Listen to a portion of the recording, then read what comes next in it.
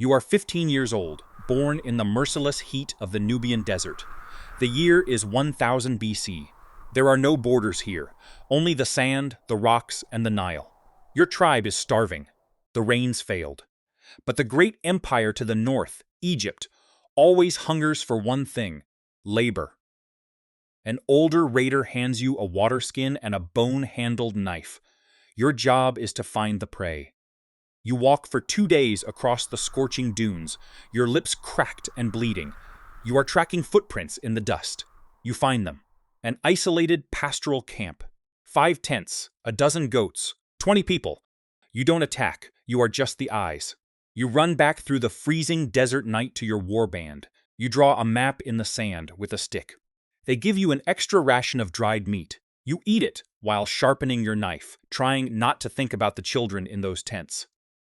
You are 19. You don't just watch anymore. You take. It's midnight.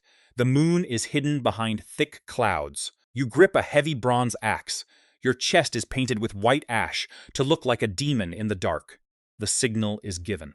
A whistle like a desert hawk. You rush the camp. Torches are thrown onto the dry thatch roofs. They ignite instantly. People run screaming into the night, blinded by the fire and the smoke. You don't kill the young men or the healthy women. They are inventory.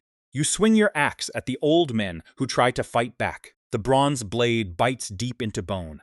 The blood is hot and sticky on your hands.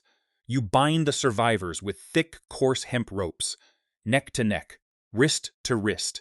They weep in the dirt as their homes burn to ashes.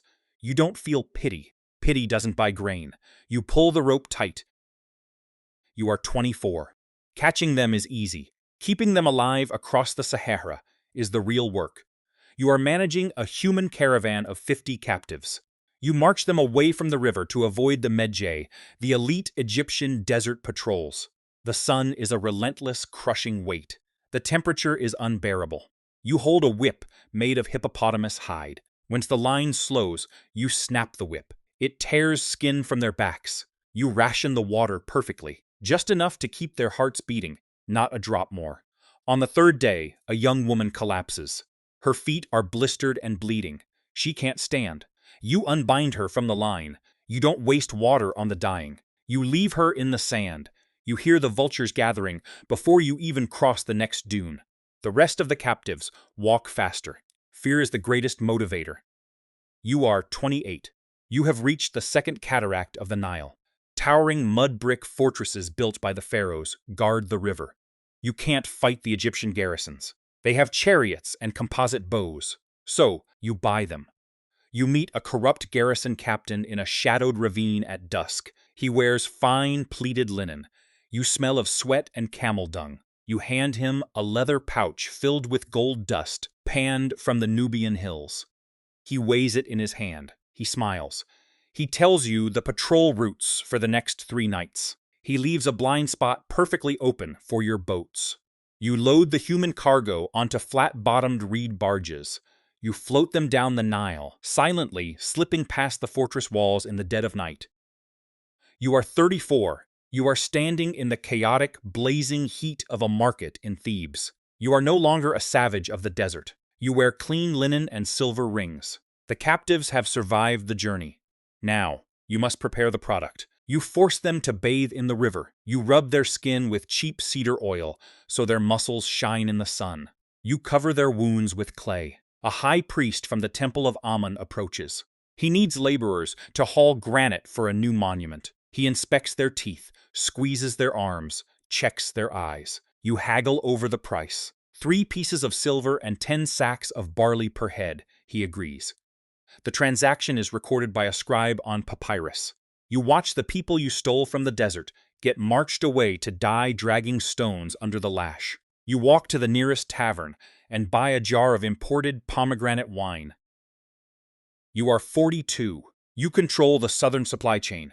You command 300 raiders. You don't walk in the sand anymore. You are carried on a wooden palanquin by your own slaves. You have a sprawling compound on the edge of the desert.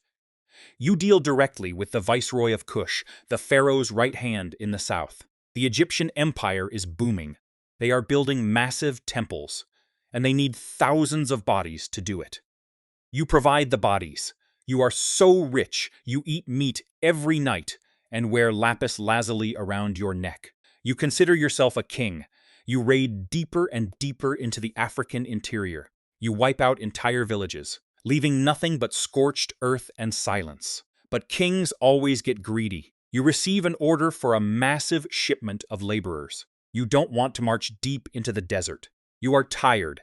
You order your men to raid a settlement just across the river, a settlement that pays taxes directly to the pharaoh. You are 48. You thought the viceroy was your friend. You thought your bribes made you untouchable. But you touched the pharaoh's property, and the pharaoh is a living god. You are woken at dawn by a sound like thunder. It isn't thunder. It's the sound of 100 war chariots cresting the dunes. The elite Egyptian army has arrived. Your raiders try to fight. They are slaughtered in minutes. Bronze-tipped arrows rain down like a plague, pinning your men to the dirt. You run. You drop your gold, your jewels, your weapons, and you run into the sand. A chariot cuts you off. A spear shaft is driven into your ribs. You fall. They don't kill you. Death is too merciful for a thief of the crown. You are bound with the same heavy hemp ropes you used on thousands of others. You are dragged behind a chariot all the way back to Egypt. There is no trial. You are branded on the shoulder with a searing hot iron, shaped like the pharaoh's seal. You are sent to the deep copper mines of the Sinai Peninsula. It is a place where men go in, but never come out. You are handed a pickaxe. You swing it in the suffocating darkness, inhaling toxic dust, whipped by the guards until your back is shredded. You built your entire life selling human beings into eternal misery. Now, you are just another nameless body, dying in the dark to feed the empire.